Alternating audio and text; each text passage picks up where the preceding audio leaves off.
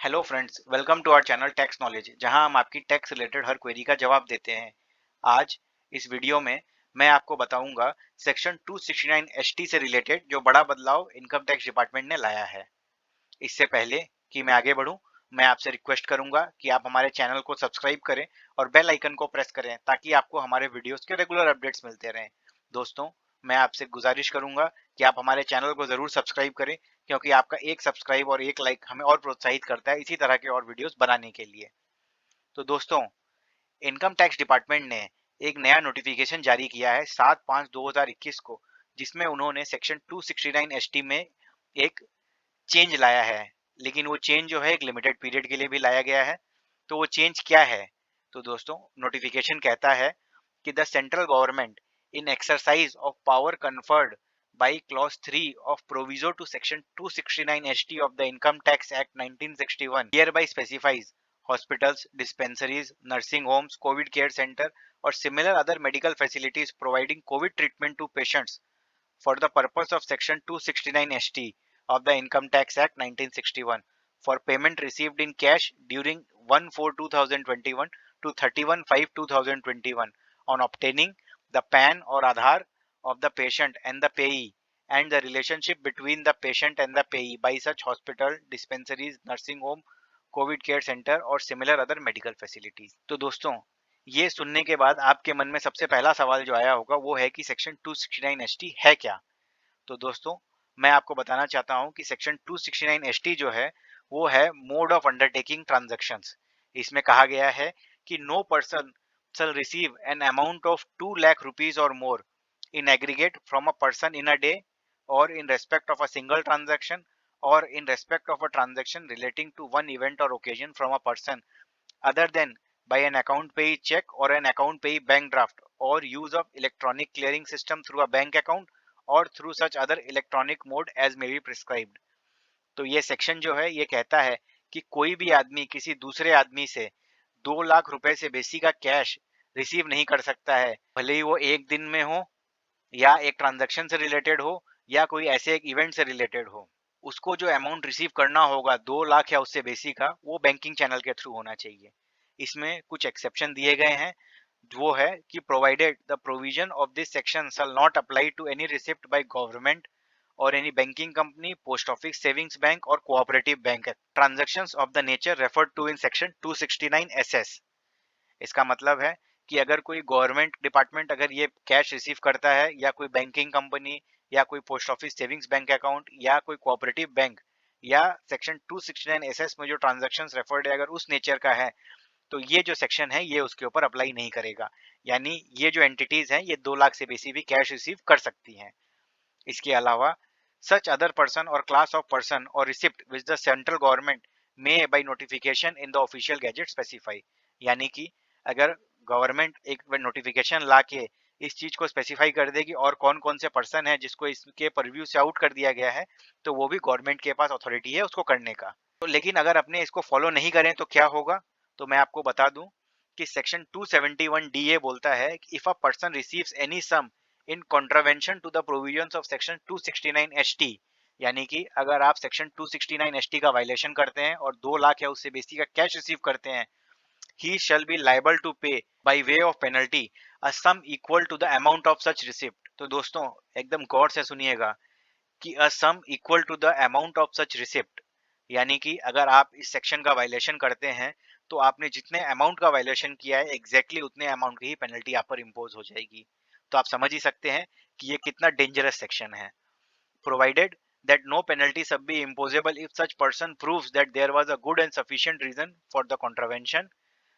इसमें एक राहत की बात यह है कि अगर आप ये प्रूव कर देते हैं कि आपके पास और कोई रास्ता नहीं था कैश पेमेंट के अलावा, जैसे कि मान लीजिए कि आप ऐसी जगह रहते हैं जहां पर बैंकिंग फैसिलिटी नहीं थी, या उस दिन बैंक्स बंद थी और आप उनको ऑनलाइन पेमेंट नहीं कर पा रहे थे, उस टाइप के कुछ सिचुएशंस में आपको ये पेनल्टी नहीं इम्पोज होगी।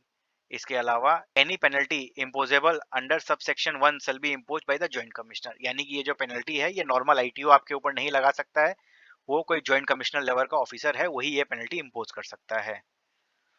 तो इसका मतलब ये जो नोटिफिकेशन आया है इसमें hospitals, dispensaries, nursing homes, Covid care centre या सिमिलर अदर मेडिकल फैसिलिटी जो कि कोविड ट्रीटमेंट प्रोवाइड कर रहे हैं, वो भी 1/4/2021 से 31/5/2021 के बीच में अपने पेशेंट से या उनके रिलेटिव से जो कि उनके हॉस्पिटल की फीस पेमेंट कर रहे हैं, उनसे 2 लाख से बेसी कैश रिसीव कर सकते हैं, बशर्ते वो उनका पैन और आधार कलेक्ट कर लें। तो इसका मतलब क्या हुआ कि कोविड केयर सेंटर और क्या करेंगे, वो 1/4/2021 से 31/5 के बीच 2 लाख से बेसी कैश रिसीव कर सकते हैं। उन्हें करना क्या होगा, उन्हें अपने पेशेंट और जो अमाउंट पेमेंट कर रहा है, यानी कि मान लीजिए कि अगर आपका हॉस्पिटल फीस जो है आप पेमेंट नहीं कर रहे हैं और आपका कोई रिश्तेदार पेमेंट कर रहा है, तो हॉस्पिटल को या जो कोविड केयर सेंटर है उन्हें इन दोनों से पैन या आधार कलेक्ट करना होगा और उसके अलावा उन दोनों के बीच क्या रिलेशन है उस चीज का भी रिकॉर्ड रखना होगा। तो अगर कोविड केयर सेंटर इस चीज को फॉलो करते हैं तो उनके ऊपर कोई पेनल्टी नहीं लगेगी। दोस्तों, ये बड़े सोचने की बात है कि ये जो नोटिफिकेशन है ये लाया गया है 7 मई को और इसे इफेक्टिव किया गया है 1/4/2021 से और इसकी आखिरी तारीख है 31/5/2021। यानी कि अगर आप इफेक्टिवली देखें तो ये बहुत ही छोटे पीरियड के लिए लाया गया है, यानी कि ये 7/5 से लेकर 31/5 के लिए ही लाया गया है। तो ये जो नोटिफिकेशन आया है तो इससे किसी पेशेंट को कोई बेनिफिट होने वाला है क्या? मेरी राय में किसी भी पेशेंट को कोई भी बेनिफिट नहीं होने वाला है इसमें, क्योंकि सबसे पहला जो है ये तो कोविड केयर सेंटर्स के लिए आया है कि वो कैश रिसीव कर सकते हैं। उसके अलावा ये एक बहुत छोटे पीरियड के लिए लाया गया है। यहाँ पर आपको एक चीज ध्यान रखना होगा कि अगर आप या आपका कोई रिश्तेदार आपके लिए हॉस्पिटल की फीस पेमेंट कर रहा है और वो पेमेंट कैश में कर रहा है 2 लाख से बेसी का, तो जो मेडिकल फैसिलिटी है उनके ऊपर एक रिस्पॉन्सिबिलिटी है इस ट्रांजैक्शन को रिपोर्ट करने की। जी हाँ दोस्तों, ये ट्रांजैक्शन जो है भले ही उनके ऊपर पेनल्टी ना लगे पर उनको इस ट्रांजैक्शन को इनकम टैक्स डिपार्टमेंट को रिपोर्ट करना होगा। इसका जो रिपोर्टिंग है वो सेक्शन 285 बीए में होता है। दोस्तों, सेक्शन 285 बीए जो है वो बोलता है obligation to furnish statement of financial transaction और रिपोर्टेबल अकाउंट। ये सेक्शन कहता है कि any person being an assessee, उसके अलावा और भी कैटेगरीज ऑफ असेसी को आइडेंटिफाई किया गया है जो कि हमारे काम का नहीं है इसलिए मैं उसको रेफर नहीं कर रहा हूँ। उसके बाद लिखा गया है कि who is responsible for registering or maintaining books of accounts or other documents containing a record of any specified financial transaction or any reportable account as may be prescribed under any law for the time being in force shall furnish a statement in respect of such specified financial transaction or such reportable account which is registered or recorded or maintained by him and information relating to which is related and required for the purpose of this act to the income tax authority or such other authority or agency as may be prescribed। यानी कि section 285 BA बोलता है कि अगर कोई SSC कोई specified financial transactions में enter करता है और उसका रिकॉर्ड मेंटेन करता है तो उसे इनकम टैक्स डिपार्टमेंट को उसकी रिपोर्टिंग करनी होगी। तो जो स्पेसिफाइड फाइनेंशियल ट्रांजैक्शंस क्या होते हैं, इसके ऊपर ऑलरेडी मैंने एक वीडियो बना रखा है जिसका टाइटल है एआईआर इनकम टैक्स नोटिस मिलने से कैसे बचें। आप इस वीडियो को जरूर देख सकते हैं। इसमें मैंने बताया है कि रूल 114E जिसमें कि स्पेसिफाइड फाइनेंशियल ट्रांजैक्शंस के बारे में बताया गया है, उसमें नंबर 11 ट्रांजैक्शन जो है वो है receipt of cash payment exceeding 2 lakh rupees for sale by any person of goods और सर्विस ऑफ एनी नेचर। तो इसका मतलब है कि अगर हॉस्पिटल जो कि अपनी सर्विस रेंडर कर रहा है आपको, अगर वो आपसे 2 लाख से बेसी का कैश रिसीव करता है तो उसे उस चीज को इनकम टैक्स डिपार्टमेंट को रिपोर्ट करनी होगी। आपके मन में आ सकता है रिपोर्टिंग होने से क्या हो सकता है, तो मैं आपको बताना चाहता हूँ कि अगर ये ट्रांजैक्शन रिपोर्ट हो जाता है तो हो सकता है कि आपके केस में इनकम टैक्स की नोटिस आ जाए इंक्वायरी के लिए कि भाई आप बताइए कि आपके पास ये पैसा देने के लिए कहाँ से आया।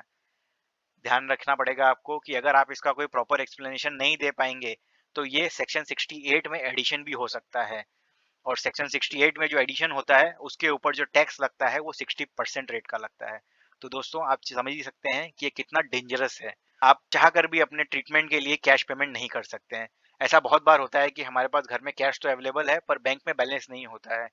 इस तरह का प्रोविजन जो गवर्नमेंट ने लाया है ये एसएससी के फेवर में नहीं है।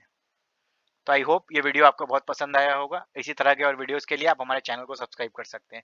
Thank you friends.